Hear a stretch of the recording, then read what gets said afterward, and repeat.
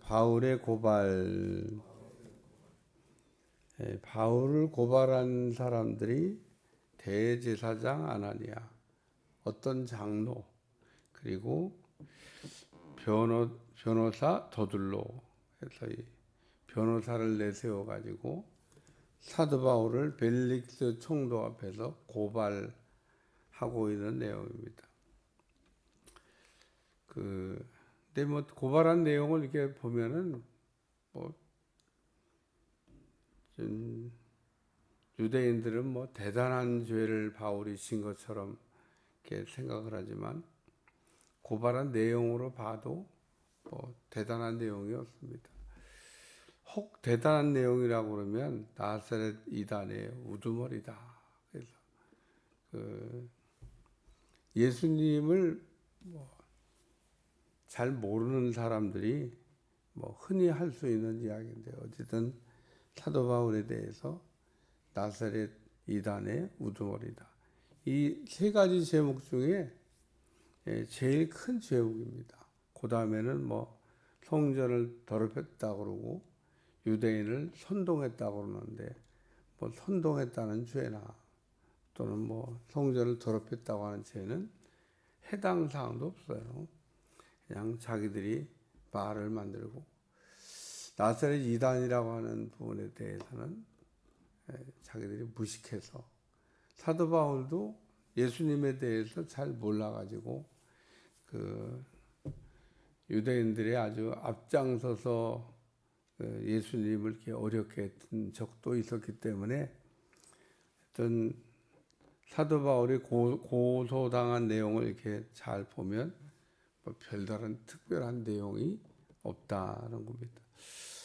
오늘 우리가 사도 바울의 고발 내용을 이렇게 살펴보면서 흔히 우리가 짓는 죄 가운데 알고도 짓는 죄, 모르고도 짓는 죄, 뭐 이런 죄에 대한 이야기인데, 무식해서 짓는 죄가 제일 참 무섭습니다. 알아야 될 것을 알지 못할 때 무식해서 우리가 죄를 짓는다, 그런 얘기입니다. 여기 대제사장 그리고 어떤 장로, 이 사람들이 이렇게 바울을 고발해야 될 위치에 있는 사람들이 아니에요.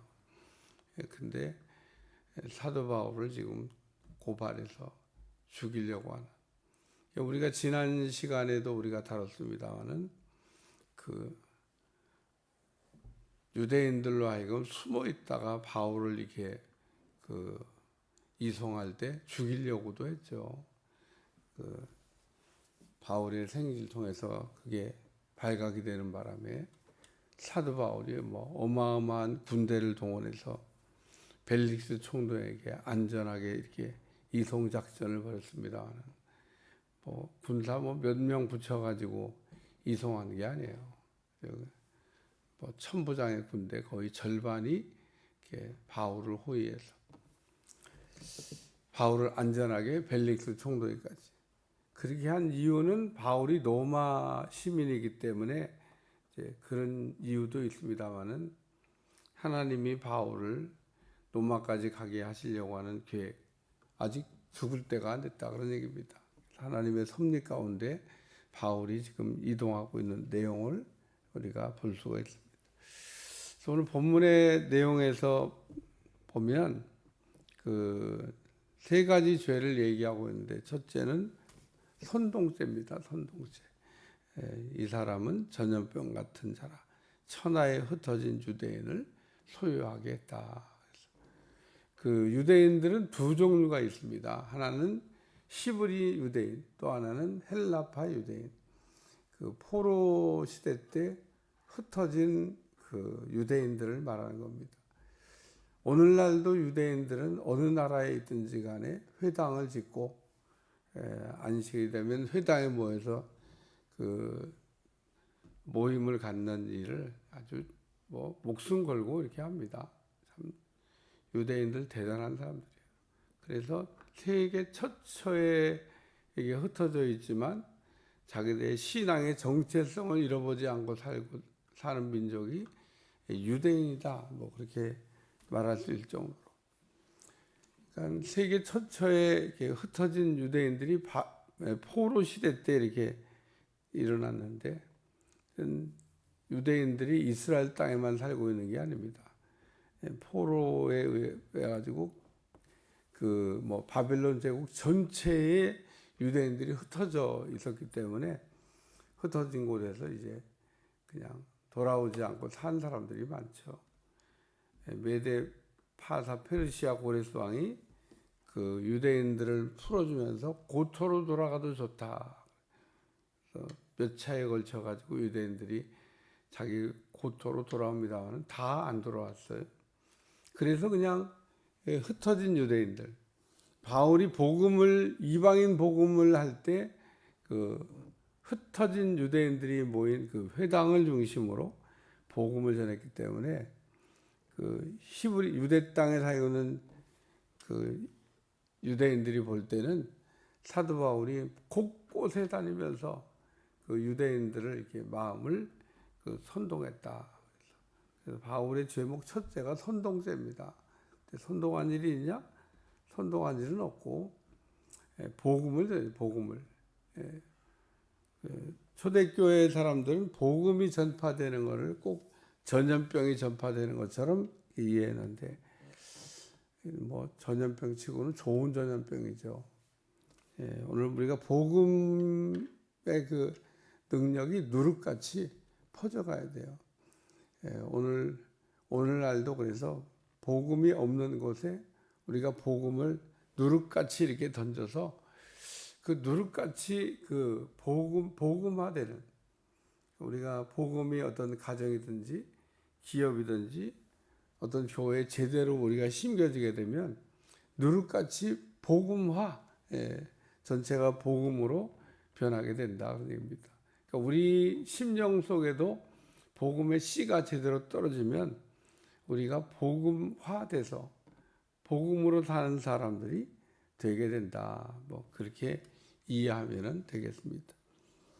두 번째는 나사렛 이단의 우두머리다. 그래서 사도 바울을 이단의 교수로 지금 분류하고 있습니다. 저는 예수님을 전하는 사람의 우두머리다. 왜냐하면 예수님이 그 유대인들 편에서 보면 이단이에요. 그래서 자기들이 믿는 하나님은 정통이고 예수님은 그 이단이고, 근데 그 예수님을 전하고 다니니까 바울이 나사렛 이단의 우두머리다. 예수님의 별칭이 나사렛 예수입니다.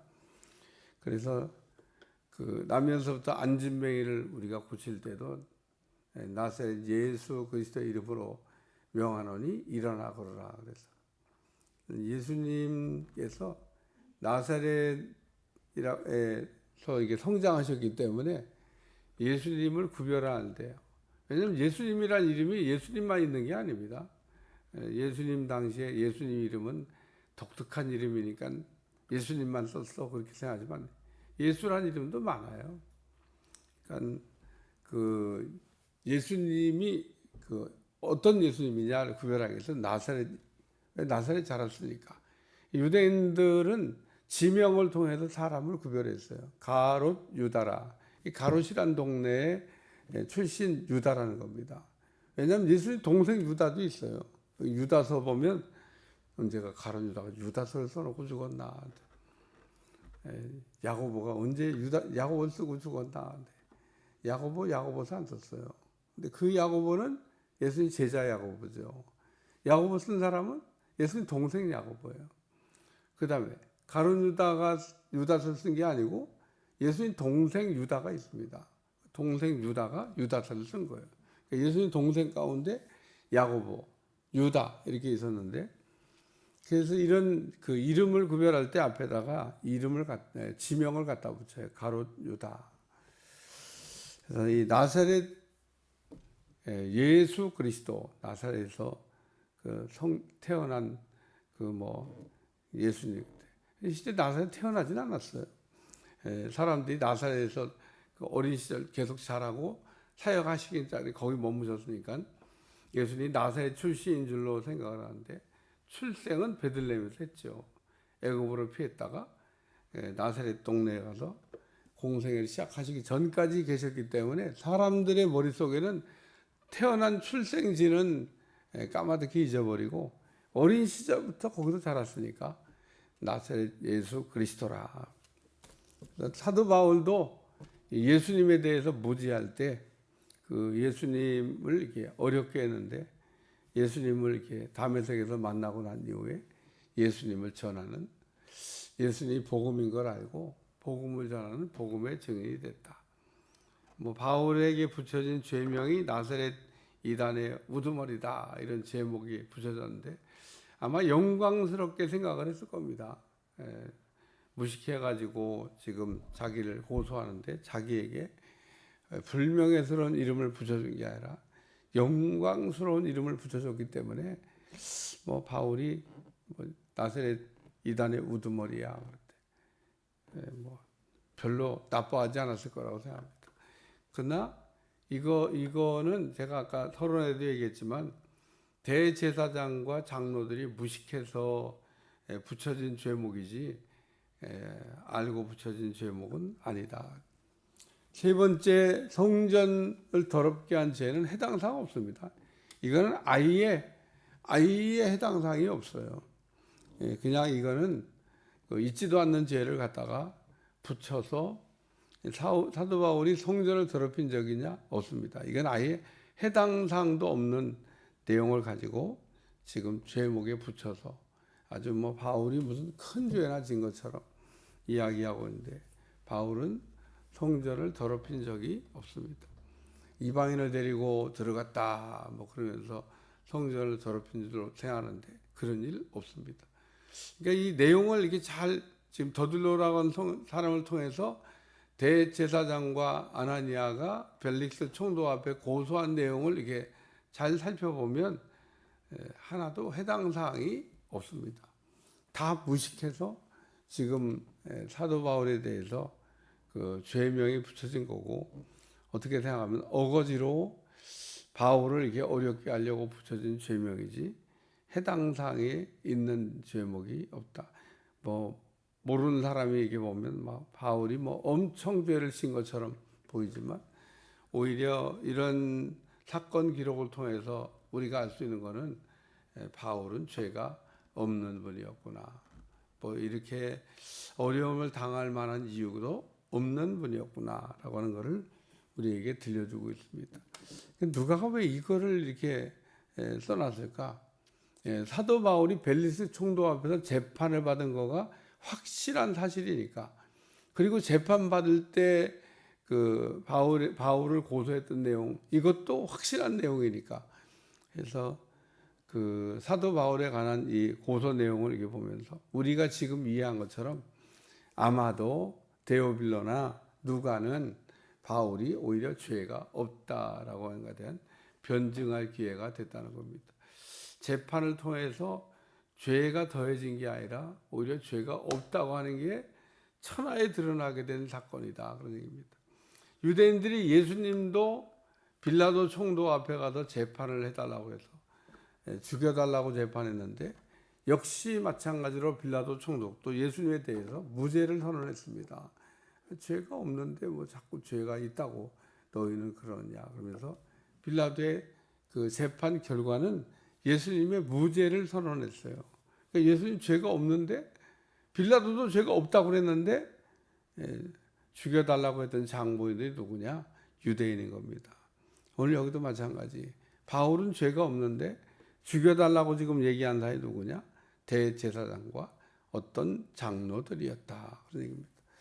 오늘도 우리가 죄를 짓는 것 가운데는 알고도 짓는 죄, 모르고도 짓는 죄 이렇게 섞여 있지만 우리가 무식해서 죄를 짓지 않는 그런 죄에 빠지지 않도록 기도하시고 항상 하나님 앞에 부끄러움이 없는 삶을 살아가시기를 주님 축원합니다. 기도하겠습니다. 하나님 오늘도 바울의 고소 내용을 살펴보면서 바울이 죄가 없음을 우리가 깨닫는 것처럼 날마다 주의 은혜 가운데 살 수 있도록 축복해 주옵소서. 예수님의 이름으로 간절히 기도합나이다. 아멘.